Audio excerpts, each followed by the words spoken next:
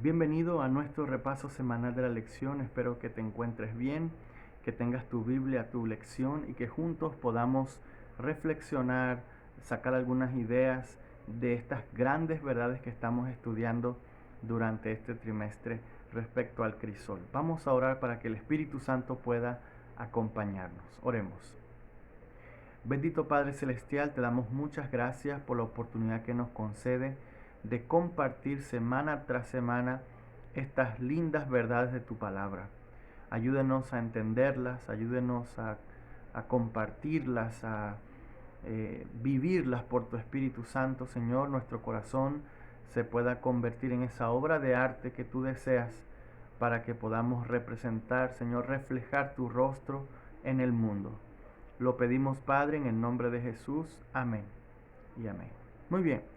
La lección de escuela sabática para este sábado llevaba el título Ver el rostro del orfebre. Es aquel que trabaja en el oro y que lo va puliendo y es hasta donde se logra ver su rostro reflejado allí es que el oro se está purificando. Lo interesante de esto es que el fuego que podría destruir cualquier otro metal, realmente no lo hace con el oro. Por eso en la Biblia se compara nuestra fe como el oro que debemos comprar de Jesús. Porque nuestra fe no debe ser destruida con las pruebas, sino que nos debe llevar a reflejar el carácter de Jesús. Y esta semana la lección enfatizaba la importancia de reflejar el rostro de Jesús, que es el fin, el propósito de las pruebas que Dios permite en nuestra vida. Vamos al texto clave que se encuentra en el Nuevo Testamento. Abre tu Biblia en 2 de Corintios, el capítulo 3. 2 de Corintios, el capítulo 3, y vamos a leer el versículo 18. Dice así la palabra de nuestro Dios: Por tanto, nosotros todos, mirando con el rostro descubierto y reflejando como en un espejo la gloria del Señor, somos transformados de gloria en gloria en su misma imagen por la acción del Espíritu del Señor. Y aquí se nos dan algunas vislumbres de cómo es que se logra el reproducir, el reflejar el rostro de Dios. Y aquí aparece en la parte final que es la acción del Espíritu Santo. Ya le daremos un tiempo en este repaso a la obra del Espíritu Santo en nosotros, tratando de reproducir el rostro de Jesús en nuestra vida. Pero aquí dice que nosotros somos transformados por lo que vemos. Aquí hay una gran lección ya para nosotros. ¿Qué es lo que estamos contemplando? ¿Has escuchado tú de la ley de la contemplación? Nosotros nos parecemos mucho a lo que vemos. Es allí donde hoy los grandes artistas, personas famosas, hacen y crean nuevas modas, porque como millones y millones de personas los están viendo, quieren usar el mismo traje que usó tal artista, el corte de cabello, y la gente se parece a lo que admira. Entonces, el cristiano, ¿a quién debe admirar? Sobre quién deben estar fijados sus ojos. La Biblia en muchos versículos nos invita a contemplar al Salvador. Y este versículo de Pablo menciona que a medida que vamos contemplando el rostro de Dios, nosotros vamos siendo transformados a su imagen.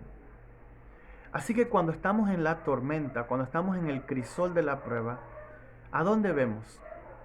¿A los políticos? ¿A los prestamistas? ¿A los psicólogos, los terapeutas? ¿A quién acudimos? ¿A quién contemplamos? Ahora, no estoy diciendo que no podamos ir a un profesional para recibir alguna ayuda, pero la verdadera ayuda o la máxima ayuda que nos va a ayudar en verdad a reflejar el rostro de Jesús es mirando a Jesús. En medio de la noche oscura de tu vida, en medio del desierto, en medio de la tormenta, Si tú aprendes a contemplar de día y de noche el rostro de Jesús, a medida que la vida va avanzando y que vas caminando, te empiezas a parecer involuntariamente, no es algo que se busca, al carácter que Jesús desea que tú tengas para el reino de los cielos. Así que el propósito de ese fuego es que nos parezcamos cada día más a Jesús. Esta es otra linda razón por la cual es una bendición cuando los problemas vienen a nuestra vida. Pero la lección nos llevaba al tema de la imagen de Dios. Ustedes pueden recordar aquellas palabras de Dios cuando está creando el mundo y llega aquel sexto día y como que cambia su forma de actuar porque desde el primer día solo con su boca Él mandaba y existía. Sea la luz y fue la luz. Sea la expansión y fue la expansión. Él iba creando todas las cosas con su voz. Pero aquel viernes se detiene y empieza a hacer con sus manos una obra de arte. Y dice el versículo de Génesis, hagamos, que Dios dijo, hagamos al hombre a nuestra imagen. Así que lo primero que debemos entender es que el hombre fue creado a imagen de Dios. Esta imagen está en todos los seres humanos todavía. Por eso cuando tú tratas bien a otra persona, estás tratando bien a Dios. Porque somos el rostro de Dios. Ahora, puede que te estés preguntando en qué se parece un hombre que está en las calles, debajo de los puentes, que usa droga. ¿Cómo él puede llevar la imagen de Dios? Sí la lleva. Pero obviamente sabemos que en este mundo, aunque Adán y Eva fueron creados a la imagen de Dios, entró también el pecado. Y el pecado trajo un problema con la imagen de Dios. Desvirtuó la imagen que Adán y Eva tenían. Entonces entró el pecado, entró la ansiedad, entró la preocupación, los celos, la envidia, la idolatría, la hechicería. Entraron vicios, con el pecado entró una gama de situaciones que empezaron a demacrar esa imagen. Por eso es que vemos personas que caminan como si estuviesen muertos en vida. Hace algunos días atrás estaba cruzando un puente elevado, un paso elevado en la ciudad capital, y entonces allí, cuando íbamos en la parte de arriba, iba con mi sobrino, habían dos personas durmiendo, y parece que vivían ahí en ese puente elevado. Ahí vivían, estaban dormiditos, descansando, y uno dice, ¿cómo esa es la imagen de Dios? No, por eso es que Jesús tuvo que venir, porque en la cruz del Calvario, Dios dio, por medio de Jesucristo, un golpe certero al mal y la esperanza de que tú y yo podamos ser restaurados a la imagen de Dios. O sea que la imagen de Dios es posible mediante la cruz del Calvario, porque en la cruz del Calvario Dios nos dio esperanza. Y cuando conocemos a Jesús y cuando conocemos lo que Él hizo por nosotros, entonces dejamos de ver las cosas de este mundo y empezamos a contemplarle a Él. Y en la medida que vamos contemplándole a Él, nos vamos pareciendo a Él. Piensa en las personas que te rodean. Piensa en aquellos amigos o las personas con las que pasas mucho tiempo. Indudablemente, tarde o temprano, harás algunas cosas parecidas a ellos. No serás igual, pero en el contacto con esa persona, tú llegas muchas veces a usar frases que esa persona usa, a pensar como esa persona piensa, inclusive a vestirte como él se viste o como ella se viste. Así que es determinante a quién contemplamos en nuestra vida, a quién estamos observando de continuo, porque si es la cruz, si es Jesucristo, el punto donde tú estás mirando, serás transformado cada día y por medio de las pruebas en ese rostro del verdadero orfebre divino que quiere colocar esa imagen que se perdió. Esa imagen que se perdió producto del pecado, el Señor la desea restaurar de día con día hasta aquel día glorioso cuando esto mortal sea vestido de inmortalidad y esto corrupto sea vestido de incorrupción. Luego la lección nos llevaba a, a la historia de Job. Creo que si hay alguien que nos puede dar un testimonio poderoso de lo que es pasar por el crisol que perfecciona el carácter, es Job. Yo no sé cuántas veces has leído la historia o has escuchado de la historia de Job, pero hay muchos detalles de esta historia que realmente son impresionantes y que necesitamos analizar. Por ejemplo, si te das cuenta, Job nunca entendió todo el problema del gran conflicto. Habían cosas que estaban pasando externas a él.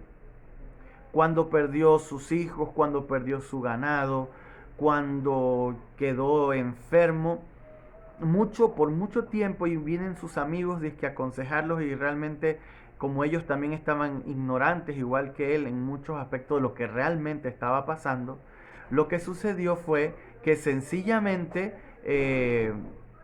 no comprendió todas las cosas, pero confió.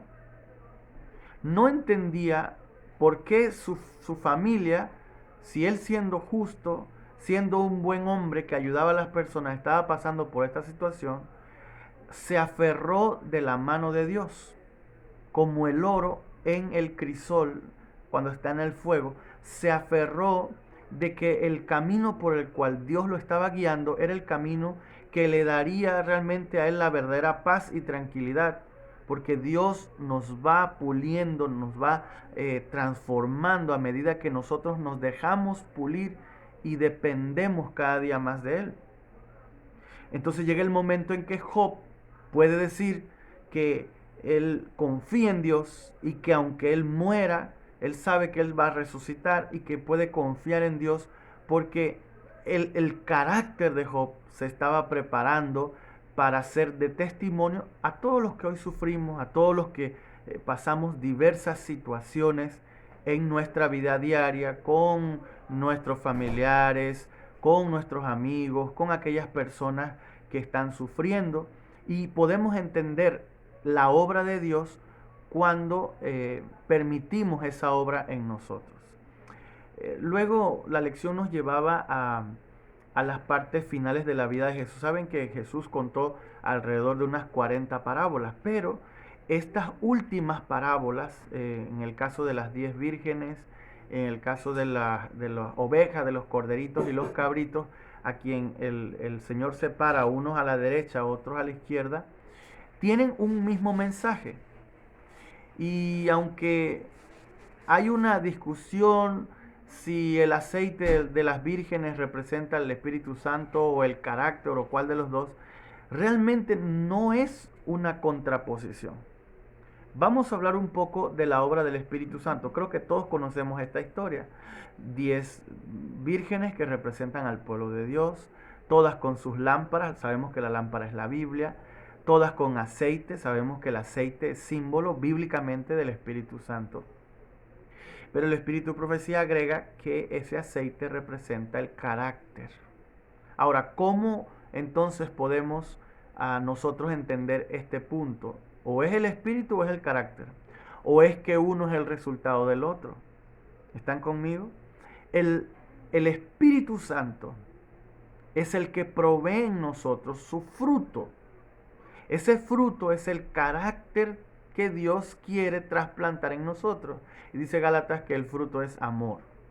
Luego viene el gozo, la paz, la paciencia, la bondad, la benignidad, la mansedumbre, el dominio propio. Todas estas características son fruto del Espíritu Santo. El carácter en la vida de un cristiano también entonces es el fruto de la obra del Espíritu de Dios en esa vida. ¿Están conmigo? Lo que el Señor quiere decirnos a través de esta historia es que la obra del Espíritu Santo no estaba completa en aquellas que no hicieron preparativos y se fueron. Cuando vino el momento, y estamos hablando del tiempo del fin, cuando vino el novio, las que estaban listas, las que habían permitido esa obra del Espíritu en ellas, pudieron entrar. Estas parábolas son cruciales en estos días. Justamente hoy, mientras estoy aquí conversando contigo, explicando la palabra de Dios, Panamá está revuelta. Son señales que anuncian que el novio está viniendo. Jesús está por venir y cuando Él venga, Él llevará a un pueblo cuyo corazón ha sido transformado por el Espíritu y esa transformación ha permitido una obra de un nuevo carácter, un carácter que podremos llevar al reino de los cielos. ¿Cómo está tu corazón hoy? ¿Cómo está la apertura de tu vida para la obra que el Espíritu Santo quiere hacer? Y muchas veces, para que esa obra se dé, el Espíritu te llevará al desierto, como llevó a Jesús. Es el Espíritu que permitirá que sucedan algunas cosas, como en la vida de Job, que ya estudiamos, difíciles, para que podamos, nuestro carácter sea pulido, sea preparado para estar en esa fiesta de bodas que el Señor ha preparado para nosotros. En la segunda parábola, la de los cabritos, lo interesante es que hay un grupo que hizo las cosas. Jesús les dice, es que me viste con hambre y me diste comida, me viste sediento, me diste de beber. Y él sigue el discurso. Y lo interesante, y me llama mucho la atención, es que este grupo sabe que lo hizo, pero no lo hizo pensando que lo hacía Jesús, sino que permitieron la obra del Espíritu Santo en su vida de tal manera que ayudaban a las personas. El Espíritu Santo en ellas les permitió ver las necesidades del prójimo y en esas necesidades pudieron ellos ayudar y se dieron cuenta al final que ayudando a otros realmente estaban ayudando a Dios. ¿Por qué? Porque cuando le hacemos el bien al prójimo, nosotros estamos actuando al que tiene la imagen de Dios. Ese respeto que deben tener las demás personas es debido a ese carácter de persona especial ante los ojos de Dios. Todos somos especiales, por eso debemos tratarnos bien los unos a los otros. Ahora, esta parábola no está enseñando la salvación por obras, no. No hay duda de que la salvación es solo por gracia, por medio de Jesucristo. Pero cuando esa gracia llega a mi vida, yo empiezo a ayudar, yo empiezo a hacer el bien, me nace naturalmente, porque no puede salir de una fuente dulce agua amarga. Nuestros actos revelan lo que hay en el interior. Entonces, cuando hacemos buenos actos, estamos declarando que la fuente está limpia. Y cuando es por obra del Espíritu, entonces, al reflejar el carácter de Jesús, al permitir la obra del Espíritu Santo, podremos hacer esas obras que hizo Jesús cuando estuvo en la tierra. Luego, la lección nos llevaba a estudiar el capítulo 12 de Daniel, un capítulo muy interesante porque si usted lo lee completamente, se da en un contexto de un tiempo de angustia. Y esto es muy importante porque cuando en el versículo 3, vamos a leer Daniel, el capítulo 12, y vamos a leer el versículo 3. Miren lo que dice ahí la palabra de nuestro Dios en Daniel 12:3. Dice así: los entendidos resplandecerán como el resplandor del firmamento, y los que enseñan la justicia a la multitud como las estrellas a perpetua eternidad. Si es su Biblia, ustedes deben subrayar la palabra los entendidos. Fíjense que está en el contexto de una angustia. La angustia que ellos han pasado, el tiempo de angustia que ellos han pasado, les ha ayudado a entender. Les ha ayudado ahora a brillar, a resplandecer. El brillo no es de ellos mismos, el entendimiento no es de ellos mismos, es el resultado de la conexión con Dios en el tiempo de prueba. Si usted lee el versículo 2 va a encontrar allí que habrá un tiempo de angustia cual nunca antes lo ha habido. Y el resultado de ese tiempo de angustia es que estos que van a pasar por allí van a brillar. Ahora, esto está hablando del tiempo del fin. Está hablando de un momento difícil que se acerca rápidamente a esta tierra y que producto de esa angustia, los que están con Cristo dependerán más de Él, se conectarán con el cielo y brillarán, resplandecerán. Y quisiera decir resplandeceremos, pero es una decisión personal. Entonces el crisol, los entendidos, son los que han pasado por este momento difícil. Miren, cuando vinieron las pruebas de los 7 años de hambre, José era un entendido. ¿Qué era lo que lo hacía entendido? Pues que él había escuchado la voz de Dios y se había preparado para ese tiempo difícil que venía. ¿Cómo puedo saber yo si soy un entendido? Generalmente cuando pasan cosas como las que estamos viviendo ahora, nos damos cuenta que mucha gente se desespera y confían en una reunión entre el gobierno y las personas que están en discusión. Pero los entendidos, ¿quiénes son? Según Daniel 12, los entendidos son los que pasan tiempo con la Escritura. Los entendidos son aquellos que tienen comunión con Dios y cuando ven las señales se dan cuenta que el tiempo se ha acercado. Son entendidos. La Biblia menciona también de los antediluvianos que ellos no entendieron. Esa palabra es muy importante subrayarla cada vez que aparece en la Escritura. Muchas veces las cosas que están pasando ante nuestros ojos no las estamos entendiendo. Necesitamos entender que el tiempo está cercano. Necesitamos entender que el Señor está viniendo. Necesitamos entender que los problemas que estamos pasando ahora nos ayudarán a reflejar el carácter que Jesús desea que llevemos al reino de los cielos. Sin embargo, en Efesios, y es la parte final de nuestra lección, el apóstol Pablo nos llevaba a un entendimiento respecto a cómo nosotros debemos vivir en comunidad. Vamos a abrir la palabra de Dios en Efesios, el capítulo 4, y vamos a leer algunas cosas interesantes sobre lo que el Señor menciona allí, de cómo debe ser nuestra vida en comunidad cuando permitimos que el Espíritu Santo haga esa obra en nosotros. Voy a leer y voy a ir mencionando algunos detalles interesantes que encontré en mi estudio personal y que quiero compartir con ustedes ahora. Miren, en Efesios 4 se menciona, en el versículo 11 dice, y él mismo constituyó a unos apóstoles, a otros profetas, a otros evangelistas y a otros pastores y maestros. Él mismo, si usted lee el versículo anterior, es aquel que descendió y que subió y que está encima por todos los cielos.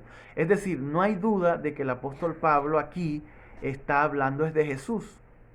Y esa obra de Jesús es de constituir a pastores, maestros, profetas, evangelistas. Este es un grupo de hombres que tenían una función en la comunidad cristiana, ¿sí? Quiere decir que hay un trabajo que Dios está haciendo a través de ciertos miembros de iglesia para que nos ayuden a crecer. Fíjense bien, versículo 12, a fin de perfeccionar a los santos. Quiere decir que la tarea de los evangelistas, los pastores, los profetas, los maestros, es de ayudarnos a perfeccionar. Dice perfeccionar a los santos. Sabemos que los santos no es gente que no peca, sino los hijos de Dios que están en ese camino de santificación. Nosotros no deberíamos molestarnos cuando somos perfeccionados por la prueba. Cuando Dios nos envía mensaje a través de sus siervos, los maestros, los profetas, los evangelistas, los pastores, los maestros, son ellos los que Jesús instituyó. Así que no te molestes cuando un pastor te visita, te llama la atención, te anima de alguna manera, un maestro de escuela sabática te anima a seguir adelante, a hacer algún cambio de alguna cosa que él está observando, porque Dios los instituyó para eso. Cuando lees los libros del Espíritu de Profecía, te das cuenta que el Espíritu de Profecía nos aconseja la Biblia, que es un libro lleno de profetas que escribieron, de los discípulos de Cristo, nos dan mensajes de amonestación para perfeccionarnos.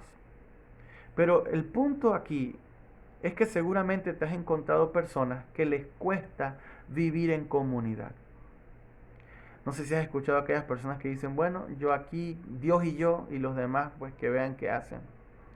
O como escuché una vez que dijeron, esa persona que está allí, no la necesitamos. Cuidado cuando piensas que no necesitas de la comunidad cristiana. No, yo aquí en mi casa hago todo, no necesito de ningún miembro de la iglesia. ¿Por qué debemos tener cuidado? Mira lo que dice aquí la palabra de Dios, el apóstol Pablo. Obviamente es un mensaje de Dios que le da el Espíritu Santo a él para que lo escriba a nosotros hoy. Y dice el versículo 15, Efesios 4:15, sino que siguiendo en verdad el amor, crezcamos en todo en aquel que es la cabeza, esto es, en Cristo. Aquí aparece Jesús como la cabeza del cuerpo, obviamente todos nosotros como miembros del cuerpo.